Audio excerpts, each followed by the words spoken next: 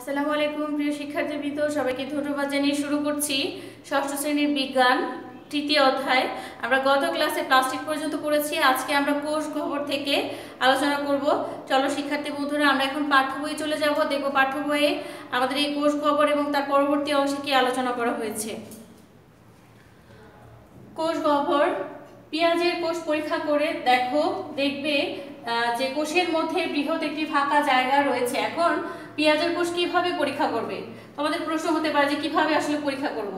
যখন তোমরা পেঁয়াজ কাটবে বা পেঁয়াজটাকে যখন ধরবে, দেখবে উপরে একটা ছোলা আছে, খোসা আছে, আলাদা খোসাটা ফেলে দেওয়ার পরে পেঁয়াজের কোষগুলো আলাদা আলাদা একটা একটা করে খোলা যায়, আলাদা আলাদা করা যায়। তো এই যে খোলা যাচ্ছে বা আলাদা করা যাচ্ছে, এটা কিন্তু মানে মাঝখানে ফাঁকা জায়গা থাকার জন্যই কিন্তু খোলা যাচ্ছে। এই জায়গাটাই হচ্ছে কোষ গহ্বর। নতুন কোষ গহ্বর ক্ষুদ্র বা অনুপস্থিত থাকতে পারে, কিন্তু একটি পরিণত উদ্ভিদ কোষে এই গহ্বরটি বেশ বড়। উদ্ভিদ কোষে অবশ্যই কোষ গহ্বর থাকবে। একটি প্রাণী কোষে সাধারণত কোষ গহ্বর থাকে না, তবে যদি থাকে তাহলে সেটি হবে ছোট। কোষ গহ্বরে যে রস থাকে তা কোষ রস বলে। মানে কোষ রস কাকে বলে? কোষ গহ্বরে যে রসটা থাকে সেটা হচ্ছে কোষ রস। কোষ গহ্বর উদ্ভিদ কোষের একটি গুরুত্বপূর্ণ বৈশিষ্ট্য। কোষ গহ্বর কোষ রসের আধার হিসেবে কাজ করে। ইহা ছাড়া কোষের উপরে কোনো চাপ এলে তাও নিয়ন্ত্রণ করে। মাইটোকন্ড্রিয়া, একে কোষের শক্তি উৎপাদন কেন্দ্র বলা হয়। তাহলে কি বলা হয়? কোষের শক্তি উৎপাদন কেন্দ্র। অর্থাৎ জীব কোষের শক্তি উৎপাদন করার জন্য যে অঙ্গাণুগুলো কাজ করে তার মধ্যে মাইটোকন্ড্রিয়া বিশেষভাবে ভূমিকা পালন করে, কারণ এই অঙ্গাণুগুলোর অভ্যন্তরে শক্তি উৎপাদনের প্রায় সকল বিক্রিয়াই ঘটে থাকে। অর্থাৎ শক্তি উৎপাদনের জন্য সকল বিক্রিয়াই কোথায় ঘটে? মাইটোকন্ড্রিয়ায় ঘটে থাকে। এরা দণ্ডাকার, বৃত্তাকার বা তারকাকার হতে পারে। এরা দুই স্তর বিশিষ্ট ঝিল্লি দিয়ে আবৃত থাকে। তাহলে মাইটোকন্ড্রিয়া কয় স্তর বিশিষ্ট ঝিল্লি দিয়ে আবৃত? দুই স্তর বিশিষ্ট। বাইরের স্তর মসৃণ, কিন্তু ভেতরের স্তরটি ভাঁজযুক্ত। মাইটোকন্ড্রিয়ার প্রধান কাজ শ্বসন প্রক্রিয়ায় সাহায্য করে শক্তি উৎপাদন করা। তাই মাইটোকন্ড্রিয়াকে শক্তির আধার বলে। অর্থাৎ শক্তির আধার বলতে পাওয়ার হাউস যেটাকে বলে। তাহলে তোমাদের যদি বলা হয় মাইটোকন্ড্রিয়াকে কেন পাওয়ার হাউস বলা হয়েছে বা শক্তি উৎপাদন কেন্দ্র বলা হয়েছে, আশা করি তোমরা এখান থেকে সুন্দর করে ব্যাখ্যা করে লিখতে পারবে। এরপরে যে বিষয়টি নিউক্লিয়াস, অর্থাৎ কোষীয় অঙ্গাণুর মধ্যে সবচেয়ে বিশেষ যে অঙ্গটি সেটা হচ্ছে নিউক্লিয়াস। প্রোটোপ্লাজমের মধ্যে ভাসমান গোলাকার ঘনবস্তুটি হচ্ছে নিউক্লিয়াস। আমি তোমাদেরকে চিত্রে দেখিয়েছি নিউক্লিয়াস কোনটি। নিউক্লিয়াস কোষের সকল শারীরবৃত্তীয় কাজ নিয়ন্ত্রণ করে। নবীন কোষে এদের অবস্থান কেন্দ্রে। নবীন মানে কি? নতুন কোষে। নতুন কোষে এরা কোষের মাঝ বরাবর অবস্থান করে। পরিণত কোষে এদের স্থান পরিবর্তন হতে পারে। তো এরা গোলাকার, কখনো কখনো উপবৃত্তাকার বা নলাকারও হতে পারে। কোনো কোনো কোষে নিউক্লিয়াস থাকে না। নিউক্লিয়াস প্রধানত নিউক্লিয়ার মেমব্রেন, নিউক্লিওপ্লাজম, ক্রোমাটিন তন্তু, নিউক্লিওলাস নিয়ে গঠিত। উচ্চারণগুলো লক্ষ্য করো। নিউক্লিয়ার মেমব্রেন, নিউক্লিওপ্লাজম, ক্রোমাটিন তন্তু, নিউক্লিওলাস নিয়ে গঠিত। অর্থাৎ এই অঙ্গাণুগুলো নিয়ে নিউক্লিয়াস গঠিত। নিউক্লিয়ার মেমব্রেন কি? এটি নিউক্লিয়াসকে ঘিরে রাখে। অর্থাৎ বাইরের যে আবরণীটা সেটা হচ্ছে নিউক্লিয়ার মেমব্রেন। এই আবরণী সাইটোপ্লাজম থেকে নিউক্লিয়াসের ভিতরের বস্তুকে আলাদা করে রাখে। অর্থাৎ এই যে এই আবরণীটা, কোষের যে সাইটোপ্লাজম আছে সেই সাইটোপ্লাজম থেকে এই নিউক্লিয়াসটাকে আলাদাভাবে রাখে। এই একই সাথে এটি তরল পদার্থের চলাচল নিয়ন্ত্রণ করে। অর্থাৎ সাইটোপ্লাজমের সাথে ভেতরে তরল পদার্থ চলাচল নিয়ন্ত্রণ করে। নিয়ন্ত্রণ করে কিসের মাধ্যমে? এখানে নিউক্লিয়ার রন্ধ্র আছে বা নিউক্লিয়ার ছিদ্র আছে এখানে। তো এখান থেকেই হচ্ছে সাইটোপ্লাজমের সাথে সে যোগাযোগ রক্ষা করে। নিউক্লিওপ্লাজম, নিউক্লিয়াসের ভেতরে তরল ও স্বচ্ছ পদার্থের নিউক্লিওপ্লাজম, এর মধ্যে ক্রোমাটিন তন্তু ও নিউক্লিয়াস থাকে। অর্থাৎ এইটা হচ্ছে নিউক্লিওপ্লাজম। কোষের মধ্যে যেমন সাইটোপ্লাজম, নিউক্লিয়াসের মধ্যে আছে নিউক্লিওপ্লাজম।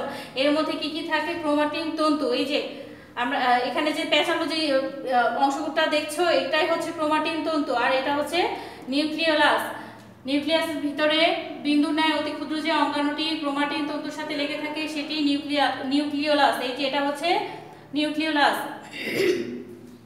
ক্রোমাটিন তন্তু নিউক্লিয়াসের ভিতরে সুতার ন্যায় কুণ্ডলী পাকানো বা খোলা অবস্থায় যে অঙ্গাণুটি রয়েছে তাই হচ্ছে ক্রোমাটিন তন্তু। এটি জীবের বৈশিষ্ট্য বহন করে পরবর্তী প্রজন্মে নিয়ে যায়। এরা কোষ বৃদ্ধির বা যে কোনো ক্রিয়া বিক্রিয়া নিয়ন্ত্রণ করতে পারে। অর্থাৎ ক্রোমাটিন তন্তু, অর্থাৎ আমরা যেটাকে ক্রোমোজোম বলে জেনে থাকি সেটাই কিন্তু নিউক্লিয়াসে ক্রোমাটিন তন্তু আকারে অবস্থান করে। এরপরে আমরা যে বিষয়টি আলোচনা করব সেটি হচ্ছে জীবদেহে কোষের ভূমিকা, অর্থাৎ এই যে জীবদেহ যে কোষ দিয়ে তৈরি, কোষের কি ভূমিকা।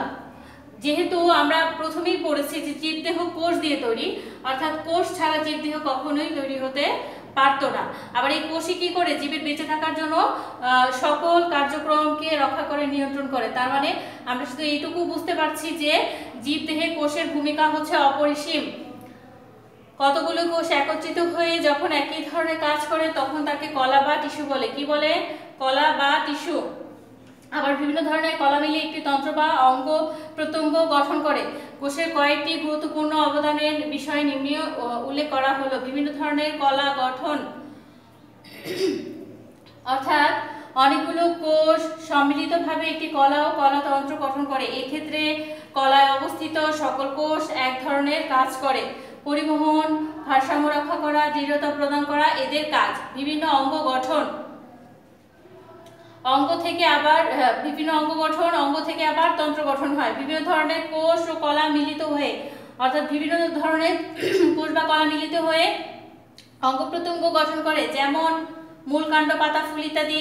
আবার চোখ, কান, নাক, মুখ, হাত, পা, হৃৎপিণ্ড, ফুসফুস, বৃক্ক, যকৃৎ, প্লীহা এগুলো প্রাণীর বিভিন্ন অঙ্গ। জীবদেহের গঠন, ক্ষুদ্র থেকে জীবদেহ সৃষ্টি হয়, ক্রমশ এই কোষ থেকে জীবদেহের বৃদ্ধি ঘটে। খাদ্য উৎপাদন, সবুজ উদ্ভিদ খাদ্য উৎপাদন করতে পারে। সবুজ উদ্ভিদের কোষে ক্লোরোপ্লাস্ট, এখানে দেখো, লক্ষ্য করো, একটু বানানটি একটু ভুল আছে তোমাদের বইয়ে, ক্লোরোপ্লাস্ট হবে এখানে। ক্লোরোপ্লাস্ট নামক প্লাস্টিক থাকে। এই ক্লোরোপ্লাস্ট সূর্যালোকের উপস্থিতিতে পানি ও কার্বন ডাই অক্সাইড সমন্বয়ে শর্করা জাতীয় খাদ্য প্রস্তুত করে। শক্তি উৎপাদন, আমরা জেনেছি মাইটোকন্ড্রিয়া শক্তি উৎপাদন করে। জীবের জীবন ধারণের জন্য শক্তির প্রয়োজন হয়, খাদ্য থেকে জীব শক্তি পায়। খাদ্য ও পানি সঞ্চয়, কিছু কিছু উদ্ভিদের কোষে পানি সঞ্চয় করে রাখে, আবার কোনো কোনো কোষ খাদ্য মজুত করে, যেমন পরিমংসা, আলু ইত্যাদি। প্রয়োজনীয় উৎসেচক ও রস নিঃসরণ, বিশেষ করে প্রাণীতে এক ধরনের কোষ দেখা যায় যার কাজ হলো প্রয়োজনীয় উৎসেচক ও বিভিন্ন ধরনের রস নিঃসরণ করা, যেমন পিত্তরস, ইনসুলিন, জারক রস ইত্যাদি। অর্থাৎ উৎসেচক বা এনজাইম অথবা হরমোন যেটাকে নিঃসরণ বলে সেটা। শিক্ষার্থী বন্ধুরা, আজকে এ পর্যন্তই। তোমরা এখান থেকে যে কাজটি করবে সে কাজটি হচ্ছে নিউক্লিয়াসের চিত্র অঙ্কন করবে। অঙ্কন করে তার বিভিন্ন অংশ চিহ্নিত করে এটা একটি অ্যাসাইনমেন্ট রূপে তোমরা শ্রেণী শিক্ষককে প্রদর্শন করবে। সবাই ভালো থাকবে। ধন্যবাদ সবাইকে।